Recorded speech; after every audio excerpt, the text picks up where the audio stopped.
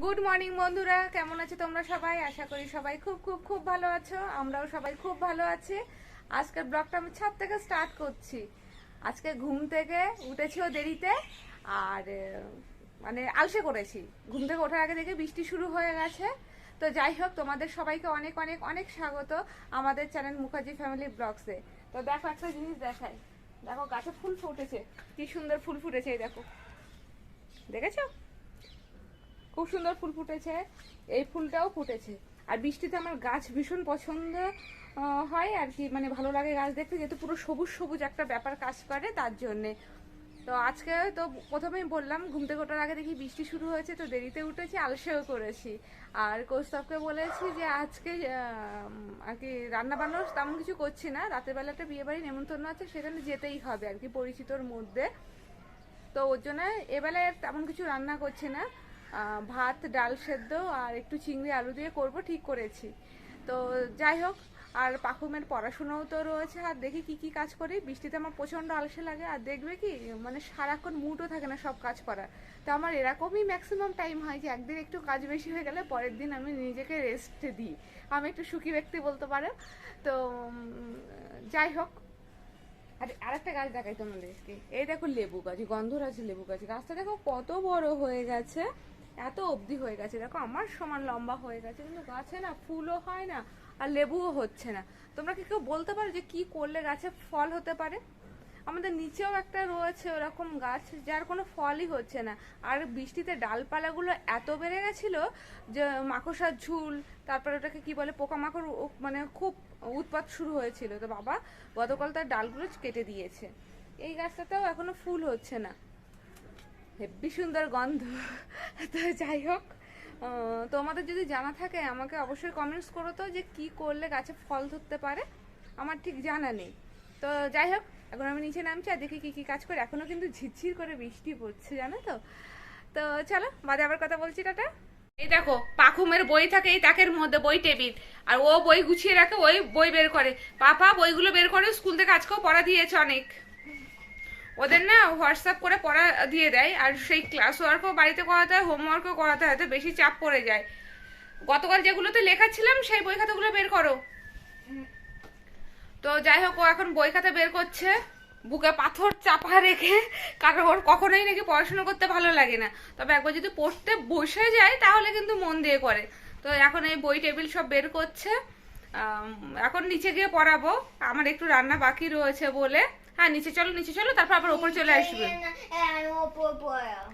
তো আমার সময়ের জন্য আমি ওকে নিচে নিয়ে যাই, ওর মতো পড়াশুনো করে, আর আমি ওকে দেখিয়ে দিই, আর আমি রান্না করে নিই। তো আমার একসাথে দুটো কাজ হয়ে যায়। তো এই দেখো, পাখুমের বই খাতাপত্র, একদিন ও সব গুছিয়ে তোমাদেরকে দেখাবে ও কি করে বই গোছায়। পাপা দেখাবে তো? আচ্ছা, তো ঠিক আছে, ও এখন পড়াশুনো করে নিক। চলো, আবার বাদে আমরা গল্প করছি। পাপা গুড মর্নিং বলনি তো? Good morning. ওই যে গুড মর্নিং বলেছে। আরে বাস। তো যাই হোক, পাখুমের এটাতে মনে পড়লো যে আমাদের ব্লগগুলো যদি তোমাদের ভালো লেগে থাকে, আমাদের চ্যানেলে যদি আর কি ভিডিওগুলো তোমাদের ভালো লেগে থাকে, তো অবশ্যই ভর্তি ভর্তি লাইক করো, শেয়ার করো, কমেন্টস করতে কিন্তু ভুলো না। আর তোমরা আমাদের থেকে ঠিক কি কি ভিডিও পেতে চাও অবশ্যই কমেন্টস বক্সে লিখে জানিও, চেষ্টা করব তোমাদের কথা রাখার। তো চলো, বাদে আবার কথা বলছি। এই দেখো, কুকারে আমি আজকে চিংড়ির তরকারিটা করছি। কুকারে এই যে অল্প পরিমাণে সর্ষের তেল দিয়েছি, ঠিক আছে? দেখো, এটা শর্টকাট রান্না, টেস্টি কিন্তু হয় ভালোই। এবার এটা কালো জিরে ফোড়ন দিয়ে দিচ্ছি।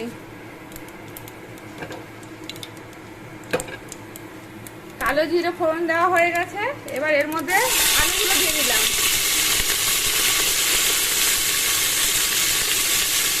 আলুগুলো দিয়ে একটু নেড়ে ছেড়ে নেবো। হলুদ গুঁড়ো দিয়ে দিচ্ছি পরিমাণ মতো। আর এই বাটির মধ্যে দেখো, টমেটো কুচি আছে, লঙ্কা রয়েছে, রসুন কুচি রয়েছে, আর পেঁয়াজ কুচি, ঠিক আছে? এগুলো এর মধ্যে দিয়ে দেবো। দিয়ে অল্প একটু জাস্ট নাড়াচাড়া করে নেব। এই দেখো, এভাবে নাড়াচাড়া করে নিচ্ছি অল্প একটু, খুব বেশি নয়। এবার এর মধ্যে নুন দিয়ে দেবো, এই যে পরিমাণ মতো নুনটা দিয়ে দিচ্ছি।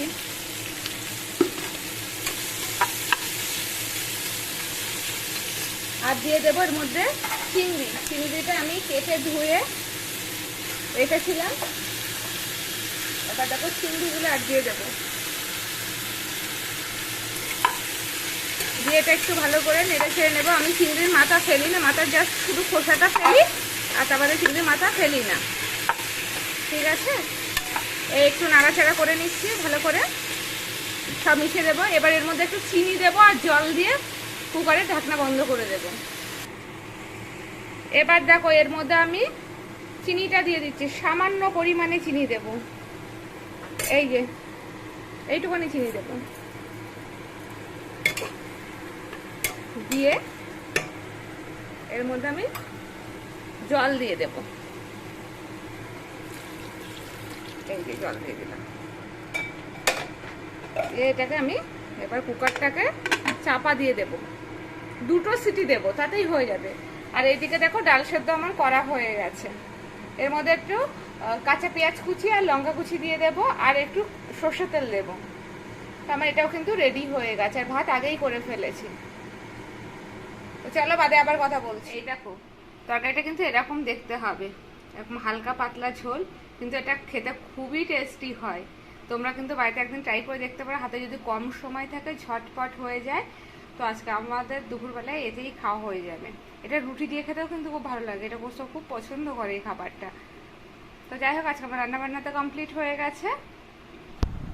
এই যে পাকুম পড়তে বসে কলা খাচ্ছে, ও এই টাইমে কলা খায়, তো পড়ার মধ্যে কলা খাওয়ার সময় হয়ে গেছে বলে এই যে কলা খাচ্ছে।